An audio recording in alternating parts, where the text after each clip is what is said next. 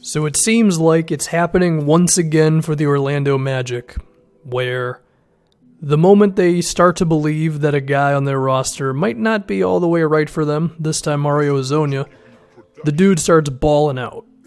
Now Hezonja has just been way better over the past couple of weeks for the Magic.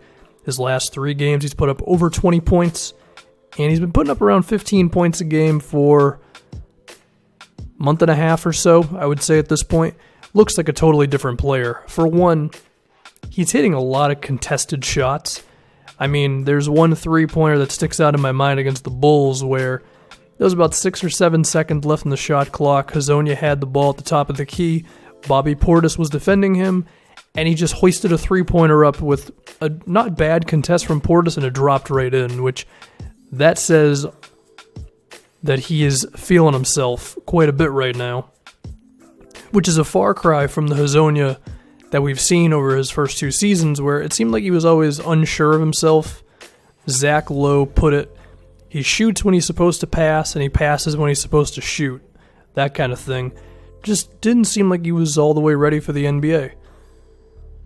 And I can't totally kill Orlando for declining his team option, because you could have made the argument based on his first 2 years that he wasn't worth the, $5 million or so that he would be on your salary cap if you decided to accept the team option.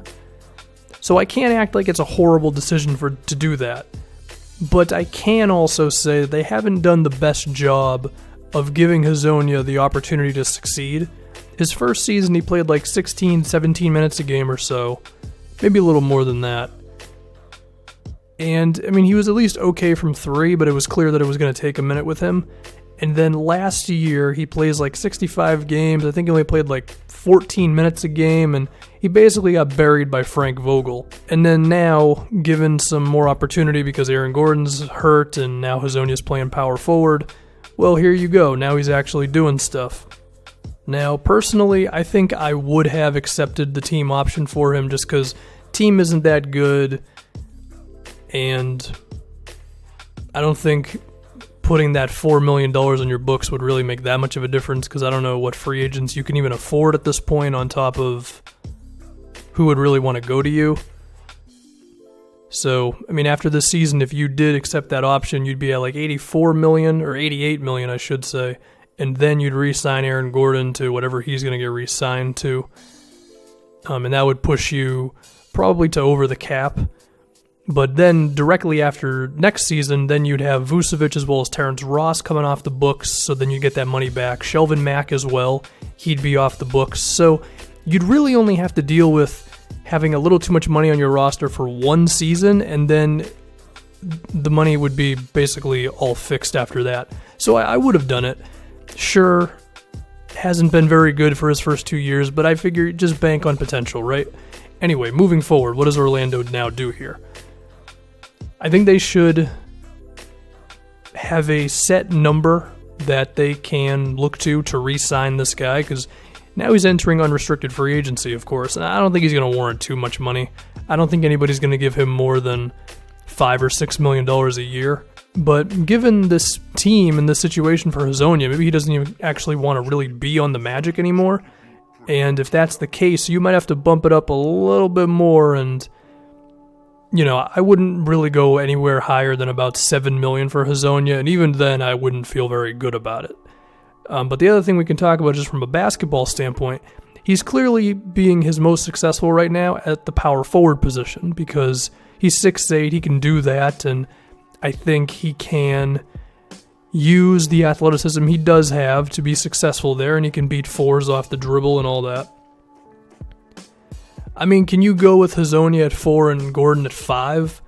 Probably not all the time. I mean, I think Aaron Gordon can play some center for you. I know he's only 6'9", but he plays a lot bigger than that. And of course, he's a strong dude. But even then, I don't think that can be your regular thing. Can Hezonja survive at small forward? Whether you truly believe he can or can't, I do think he's at least deserved the opportunity based on what he's been doing lately. And again, if I can keep him on my team for like $5 or $6 million a year, then I would do it. Now, what can help is if they find a way to get out of Shelvin Max money a year early, just for the sake of the right now.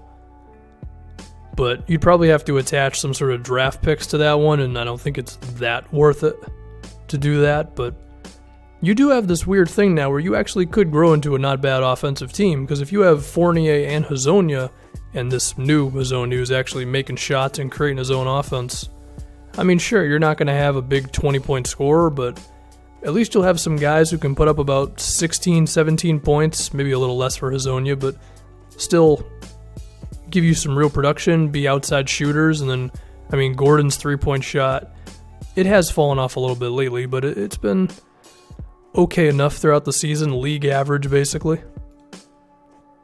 That can be the beginning of an actual offensive team, which they haven't been in a minute here. But now, how does Jonathan Isaac fit into all this? I think Isaac is meant to play probably a whole lot of power forward. He might be too skinny to really play the center position. I mean, I know he has the height because he's 6'10", and some people say he's really closer to like 6'11", but he's only 210 pounds, so that's really not the way to go. I mean, could you find some success with Hezonja at the 3, Aaron Gordon at center, and then Jonathan Isaac at power forward sometimes? Maybe, maybe not. I think that's going to be the big question with all this. But I don't think it's going to kill your team to find out, because, again, I don't think Hezonja is going to cost that much. Jonathan Isaac, I mean, of course, he's on his rookie deal. You are going to have to re-sign Aaron Gordon, but luckily for them, I think Aaron Gordon is the most sure thing out of these three guys. So signing him to whatever it's going to take to re-sign him should be pretty okay, right? Especially because his jump shot has been coming alive lately. And now I even have to think that depending on who Orlando would draft, and given their roster, I think their most needed things are either a center who is actually good at defense. They signed Biyombo to do that. He's not doing that, and Vucevic is not good on defense. And I think that one is a little possible just because, like I mentioned, Vucevic's contract is up after next season. There's either that or what I think is bigger for them, a point guard who can really score and lead an offense. Of course, Trae Young being the guy entering the NBA draft who seems like he can be that at the point guard position.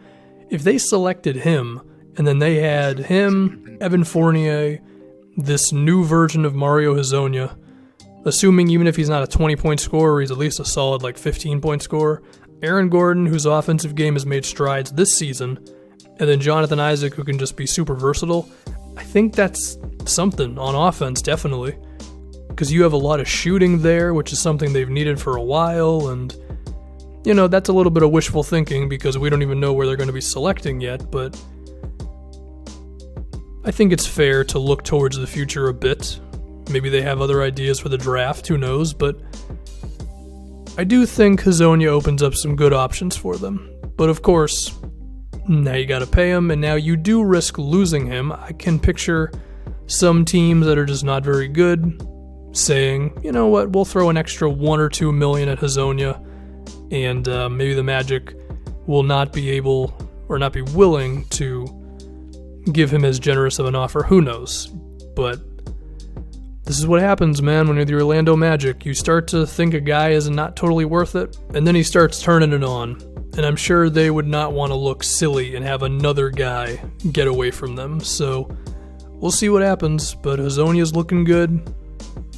Finally, it took him a little while. I also think, again, he was not given all the freedom to really get better, but that's going to do it.